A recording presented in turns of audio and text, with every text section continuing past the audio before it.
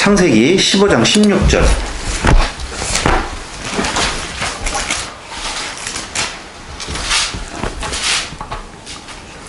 내 자손은 4대 만에 이 땅으로 돌아오리니 이는 아모리 족속의 죄악이 아직 가득 차지 아니함이니라 하시다니 라고 나옵니다. 자, 열국의 아버지가 되라, 열국의 아버지가 되리라. 어떤 것이 맞을 것 같아요? 되리라가 맞겠죠.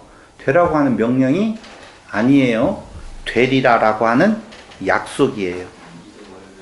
그러니까 한마디로 말을 하면 헤렘이라고 하는 성전은 먼저 하나님의 은혜를 선포해요. 신을 선포하는 거예요.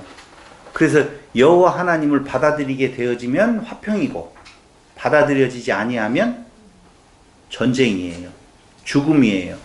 그건 다 죽어나가는 것이기 때문에 특별히 누가 죽인다라고 생각할 것도 없어요. 문제는 생각해보자라고 하는 내용이 뭐냐면요, 창세기 12장에서 아브라함과의 언약을 통하여서 가나안 땅을 줄 것을 약속을 해요. 약속을 하죠. 근데 15장 16절에 보면 4대 만에 이 땅 위에 돌아온다고 말을 해요. 400년 동안 애굽에 종살이 해야 된다고 말을 해요. 왜요? 그 앞에 뭐라고 나오냐면은 15장, 창세기 15장 보시죠. 이후에 여호와의 말씀이 환상 중에 쭉 나오는데 묵배를 셀 수 있나 보라 이제 약속을 해주잖아요. 자손을 주겠다 뭐 이렇게 말을 하면서 이끌어낸 여호와니라. 7절 또 내 그에게 이르시되 나는 이 땅을 내게 주어 소유로 삼게 하려고 너를 갈대아인의 우르에서 이끌어낸 여호와니라.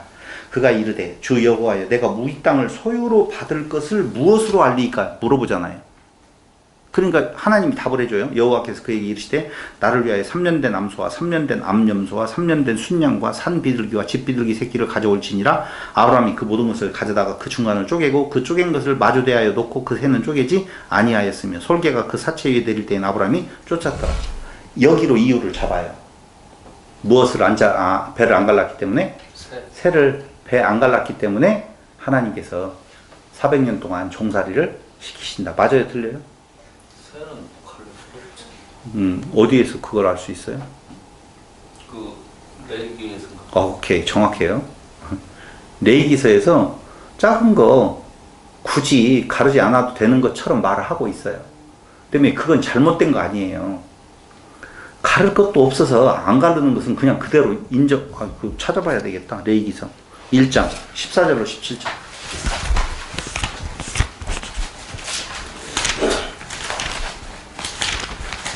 안 찾아주면 거짓말하는 줄 알겠죠? 만일 여호와께 드리는 예물이 새의 번제이면 산비둘기나 집비둘기 새끼로 예물을 드릴 것이요. 새끼예요. 그것도. 제사장은 그것을 제단으로 가져다가 그것의 머리를 비틀고 끊고 제단 위에서 불사르고 피는 제단 곁에 흘릴 것이며 그것의 모이 주머니와 그 더러운 것은 제거하여 제단 동쪽 재 버리는 곳에 던지고 또 그 날개 자리에서 그 몸을 찢되 아주 찢지 말고 제사장이 그것을 제단 위에 불 위에 있는 나무 위에 불살라 번제를 드릴지니라. 이는 화제라 나오잖아요. 여기 가르라는 거 있어요? 없어요? 없어요. 그냥 목 꺾고 난 뒤에 하든지 아니면 날개 축지 있는 데를 그냥 살짝 칼 대고 말을 하는 거예요. 그러므로 지금 이 약속을 해줄 때에 창세기에서 나오는 것은 새를 안 갈랐기 때문에 왜? 그 말이 멋있어. 우리는 다 갈라져야 된다. 이렇게 이야기를 봐봐라. 홍해도 갈라지지 않느냐 뭐라고 하면서 그걸 가르지 않았기 때문에 완벽한 회개가 아니라서 하나님은 400년 종살이를 시켰다. 이렇게 해석을 하는 거 못 들어봤어요? 진짜 이상하네. 그렇게 다 말을 하는데. 근데 그게 아니에요. 그럼 뭐예요? 애굽에서 400년 종살이라고 하는 것은 이미 16절 방금 읽었잖아요. 다시요. 내 자손은 4대 만에 이 땅으로 돌아오리니. 이는 그 이유는 뭐 때문에 그러냐면요. 아모리 족속의 죄악이 아직 가득 차지 아니하기 때문이다. 라고 말을 하는 거거든요.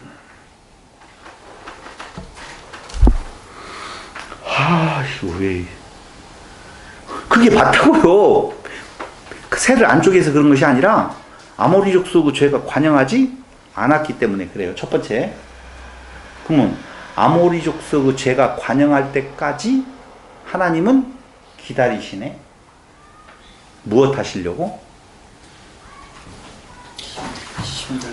그 역사에 대한 내용으로 보아서는 맞아요. 아모리 족속의 죄가 관영하다라고 하는 것은 어느 상태냐? 죄악이 최고조에 오른 건데 아까 이야기를 했었잖아요. 그때 당시에 가나안 땅에는 잘 먹고 잘 살았잖아요 라고 말을 하잖아요. 포도송이가 두 사람이 지어야 될 정도로 그랬잖아요. 그때 그 땅은 그들의 그 가나안 땅에 거주하고 있었던 족속들에 의해서 진짜 피와 땀으로 열심히 노력을 다해서 풍요한 상태가 되어졌던 때예요. 그럼 그 풍요로움은 무엇하고 연관되어져 있느냐? 신하고의 연관성이 있어요. 그래서 그들은 그것을 개간을 하면서 신을 섬기는 거예요. 거기가 죄악에 관영한 상태라고요. 그건 죄악에 관영한 상태를 뭘로 표현할 수가 있겠어요? 한마디로 말을 하면 우상숭배, 하나님을 받아들일 수 있는 상태가 아닌 상태예요.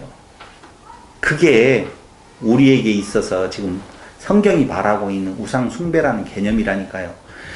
우상숭배는 무엇하고 연관되어 있냐면 자기의 잘 사는 것과 연관되어져 있어요. 먹고 마시고 입을 것하고. 그래서 투영을 해가지고 그를 열심으로 섬긴다 할 때 열심을 내서 일을 하겠어요? 안 하겠어요? 당연히 하죠. 신의 이름으로 내가 열심히 살아. 근데 하나님은 필요하지 않아요. 그런 상태, 그게 죄악이 관영한 상태거든. 그곳에, 그게 사람들의 모습이거든요, 사실은. 그곳에 하나님의 이름이 들어가요. 하나님을 받아요? 안 받지요. 그들이 도리어 그들의 그 죄악 가운데 같이 빠져들어가는 인간의 모습이 드러나게 되어져 있다는 거예요. 그래서 관영하기를 바라고 있어요. 그러고 난 뒤에 들어가서 하나님의 은혜를 은혜로 깨달아 알게 하는 도구로 삼는다니까. 빠져들어가게 만들고. 두 번째, 들어가는데 여리고 전투가 일어나죠. 그렇죠? 여리고 전투가 일어나는데 여리고는 극복해야 할 장애물이에요, 아니에요? 원래 놔도 텐데. 질문을 다시 할게요. 여리고성은 어떻게 무너졌죠?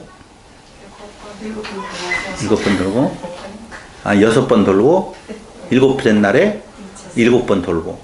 총 몇 번 돌았어요? 13번 돌았죠? 그렇게 돌았어요. 그리고 무너졌어요. 어떻게 그렇게 무너졌어요? 여리고 전투, 여리고 성의 무너짐, 여리고 성벽이 무너지는 것은 어떤 의미를 담고 있죠? 이걸 가지고 어떤 설교자들은 뭐라고 이야기하냐면 우리에게도 성벽이 있다는 거예요. 불신, 염려, 걱정거리, 우리의 벽이 있는데 그걸 무너뜨리려면 어떻게 해야 돼요? 여호와의 일주일 내내 해치고 또 7번 해치고 그렇게 해가지고 그걸 장벽을 무너뜨려야 되는 것으로 설명하는 경우가 굉장히 많아요. 그걸 개인화라고 그래요. 신학의 개인화.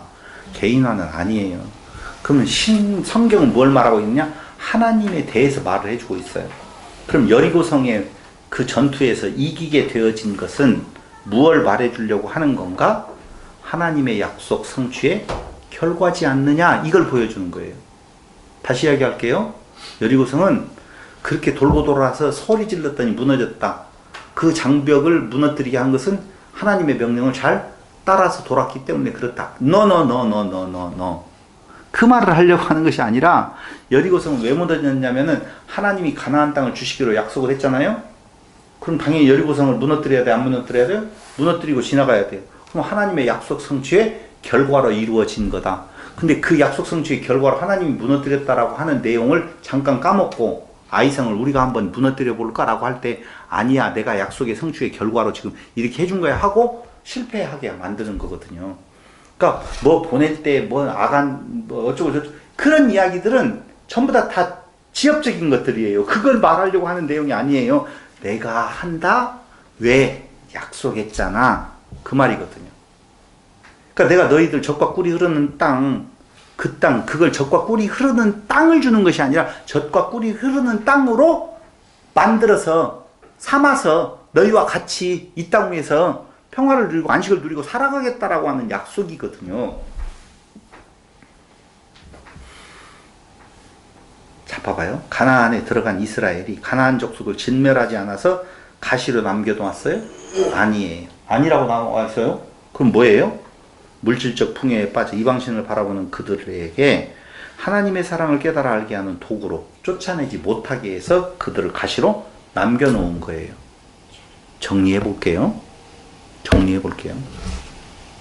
오늘 두 가지 문제에서 젖과 꿀이 흐르는 땅의 의미는 무엇인 건가? 많은 성도들이 헷갈리는 것이 예수 안에서, 하나님 안에서 잘 먹고 잘 사는 것이 목적인, 예수를 믿는, 하나님을 섬기는 목적인 것으로 착각하고 있기 때문에, 그렇게 생각을 했었기 때문에 이스라엘도 그 땅에서 지금 우리가 어떻게 해야 된다는 거예요? 주인으로 살아서 다른 민족들을 개 짐승과 같이 그들은 우리를 섬기는 존재가 되어지든 진멸해야 될 대상이에요. 그래서 눈 하나 깜짝 안 하고 폭탄을 떨어뜨리는 거예요. 진멸의 대상으로서. 근데 아브라함, 그들의 조상인 그 야곱과 이삭과 이 아브라함에게 해준 약속은 너를 통하여서 복을 받는 민족이 되어지고 너는 복의 근원이 되어질 거라고 약속을 한 거라고요.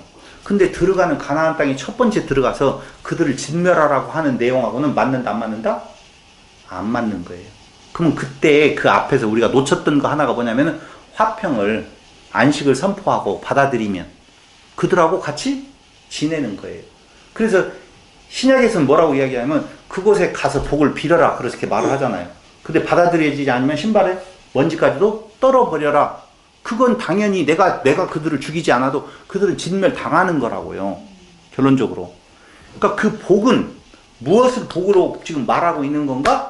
아까 이야기한 생명으로 섬기는 것. 섬김을 받은 것이 복 받은 자고 내가 섬겨주는 것이 복을 전하는 자라고요. 내용은. 근데 이스라엘은 그 복을 바꿨다고요. 뭘로? 젖과 꿀이, 꿀, 보이는 것, 먹고 마시고 입을 것으로 바꿨다고요. 그러니 당연히 먹고 마시고 입을 것에 대한 내용이 같은 공간 안에 있으면 부족하잖아요. 그러니까 싸움을 하는 거죠. 이웃에게 복을 전하는 것이 아니야. 이웃을 사랑하는 것이 아니야. 이웃사랑이라고 하는, 이웃을 내 몸과 사랑하라고 하는 내용은 젖과 꿀이 흐르는 땅이라고 하는 내용을 표면적인 내용으로 받아들이면 그건 당연히 거기 안식도 깨어지고 진멸의 대상이 되어지고 싸움의 대상이 되어지고, 그렇지만 그들에게 있어서 젖과 꿀이라고 하는 것이 하나님의 그 왕되심 안에 하나님을 왕으로 삼고 살아가는 자들의 먹고 마시고 입을 것이 아닌 진짜 생명으로 전달되어지는 그 내용이면 그들의 이웃된 칠족속들도, 그들의 이웃된 그 다음 나라들도, 그 이웃 나라들도 자기들이 복받은 것을 전달해 줄 수 있는 복음의 대상자들이 되어진다고요. 그래서 결국은 창세기에 대한 내용은 뭘 말하고 있는 건가? 이스라엘의 존재 의미는 사실은 이스라엘 존재만을 특별히 잘 먹고 잘 살게 만든다는 것이 아니라 그들을 통하여서 하나님이 세상을 창조하신 분으로서 영원한 생명으로 너희들을 인도해내겠다라고 하는 것을 선포하는 그러한 민족으로 삼아준 내용이다 라고 해요. 근데 그게 그렇게 안 되잖아요. 안 되는 이유는 사람으로서 그 일이 되어지는 것이 아니라 결국은 이 땅 위에 오신 예수 그리스도를 통해서 그 복음이 땅끝까지 이르러 증거되어지는, 그것은 무엇을 깨버리는 거냐? 그런 특별한 민족의식을 가지고 있는 자들을 깨부수고 이제는 그리스도 안에서의 새로운 족속으로서의 그들을 먼저 믿는 자들을 통해서 복음을 전하는 일들이 이 땅에 이루어지는 거라고요. 그러면 내 이웃을 내 몸과 같이 사랑하라고 하는 것은 무엇으로 섬기는 것을 말하는 건가? 생명으로 섬길 때 그게 진정한 이웃사랑이지, 지금 여기에서 자꾸 이웃사랑 하라고 하니까 주식 팔아가지고 힘들게 사는 이현재 목사한테 돈을 갖다 주는 것이 이웃사랑이 아니다 라고 하는 것을 정식으로 말하라고. 이상한 쪽으로 하네.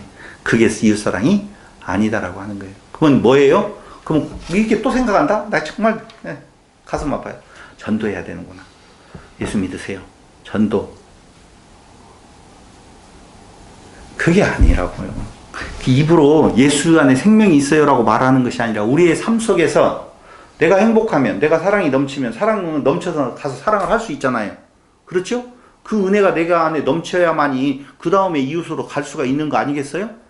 그걸 말하는 거예요. 그래서 우리가 진짜 신됨의 기쁨이 하나님의 섬김과 그리스도의 섬김을 우리가 받았다라고, 영원한 생명의 존재가 되었다라고 하는 거 성경을 통해서 잘 우리가 성령의 역사로 깨달아지게 되어질 때에 그 안에 그 사는 삶 자체가 도대체 저는 누구이기에 저런 상황 속에서도 저렇게 안식을 누릴 수가 있는 건가?